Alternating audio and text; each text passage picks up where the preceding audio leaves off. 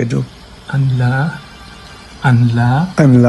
إله إلا الله وأشهد Muslim ಆಗಿ ಜನಿಸುವುದೇ ಒಂದು ದೊಡ್ಡ ಭಾಗ್ಯವಾಗಿದೆ, ಆದರೆ ಮುಸ್ಲಿಂ ಆಗಿ ಸಾಯುವುದು ಮಹಾಭಾಗ್ಯವಾಗಿದೆ. ನಮ್ಮ ಸುತ್ತಮುತ್ತಲಿನ ಎಷ್ಟೋ ಜನರನ್ನು ನಾವು ನೋಡಿದ್ದೇವೆ. ಮುಸ್ಲಿಂ ಕುಟುಂಬದಲ್ಲಿ ಜನಿಸಿ ಮುಸ್ಲಿಂ ಆಗಿ ಜೀವಿಸುತ್ತಿರುವಾಗಲೇ ಪ್ರೀತಿಯ ಹೆಸರಿನಲ್ಲಿ ಧರ್ಮವನ್ನು ಬದಲಾಯಿಸಿ ಅಮುಸ್ಲಿಂ ಆಗಿ ಜೀವಿಸಬೇಕಾದ ಅಮುಸ್ಲಿಂ ಆಗಿಯೇ ಸಾಯುವ ಎಷ್ಟೋ ಸಹೋದರಿಯರಿದ್ದಾರೆ. ಪ್ರೀತಿಗಾಗಿ ಧರ್ಮ ಬದಲಾಯಿಸಿದ ಎಷ್ಟೋ ಸಹೋದರರು ನಮ್ಮ ಸುತ್ತಲೂ ಇದ್ದಾರೆ. ಒಂದು ದಿನ ಬರಲಿದೆ, ಆ ದಿನ ಒಬ್ಬ ವ್ಯಕ್ತಿ ಮುಸ್ಲಿಂ ಆಗಿ ಜನಿಸಿ ಮುಸ್ಲಿಂ ಆಗಿ ಜೀವಿಸಿ ಅಮುಸ್ಲಿಂ ಆಗಿ ಸಾಯುವುದೆಂದು ಕುರಾನ್ನ ಎಷ್ಟು ಸೂಕ್ತವಾದ ಮಾತುಗಳಿವೆ. 40 ವರ್ಷ ಬಾಂಗ್ ಕೊಟ್ಟು ಈಮಾನ್ ಇಲ್ಲದೆ ಮುಸ್ಲಿಂ ಅಲ್ಲದೆ ಸತ್ತ ಒಬ್ಬ ಪಂಡಿತನ ಕಥೆಯನ್ನು ನೀವು ಕೇಳಿರಬಹುದು. ಹಾಗೆ ಮುಸ್ಲಿಂ ಆಗಿ ಜೀವಿಸಿ ಕಾಫಿರ್ ಆಗಿ ಸತ್ತ ಎಷ್ಟೋ ಪಂಡಿತರು, ಸಾಮಾನ್ಯ ಜನರು, ಶ್ರೀಮಂತರು ಇದ್ದಾರೆ. ಇಂತಹ ದುರ್ವಿಧಿಯನ್ನು ನಮಗೆ ಒಡಮಾಡದಿರಲಿ ಎಂದು ಸೃಷ್ಟಿಕರ್ತನಲ್ಲಿ ಪ್ರಾರ್ಥಿಸೋಣ. ಇನ್ನು ಕೆಲವರು ಇದ್ದಾರೆ, ತಮ್ಮ ಜೀವನದ ಕೊನೆಯವರೆಗೂ ಅಮುಸ್ಲಿಂ ಆಗಿದ್ದರೂ ಕೊನೆಯ ಕ್ಷಣದಲ್ಲಿ ಮುಸ್ಲಿಂ ಆಗುವ ಭಾಗ್ಯವನ್ನು ಪಡೆಯುತ್ತಾರೆ. 100 ಕೊಲೆಗಳನ್ನು ಮಾಡಿದವರಿಗೂ ತೌಬಾ,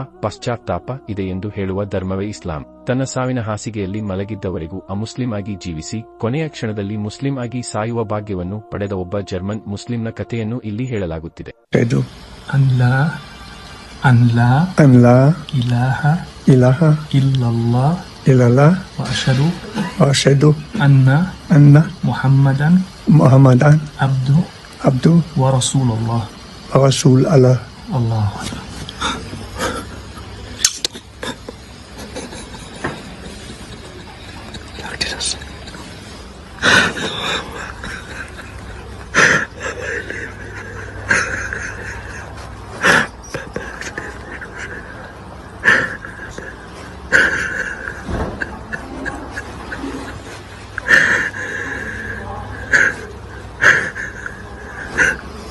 ತನ್ನ 75ನೇ ವಯಸ್ಸಿನಲ್ಲಿ ಸಾವಿನ ಹಾಸಿಗೆಯಲ್ಲಿ ಮಲಗಿದ್ದಾಗ ಸಾವಿಗೆ ಸ್ವಲ್ಪ ಮೊದಲು ಈ ಸಹೋದರ ಶಹಾದತ್ ಕಲಿಮವನ್ನು ಉಚ್ಚರಿಸುತ್ತಾನೆ. ಇದನ್ನೆಲ್ಲ ನೀವು ಆ ವಿಡಿಯೋದಲ್ಲಿ ನೋಡಬಹುದು. ಈ ವ್ಯಕ್ತಿ ಬಹಳ ಕಾಲ ರೋಗಪೀಡಿತನಾಗಿ ಹಾಸಿಗೆಯಲ್ಲಿ ಕಾಲ ಕಳೆಯುತ್ತಿದ್ದ.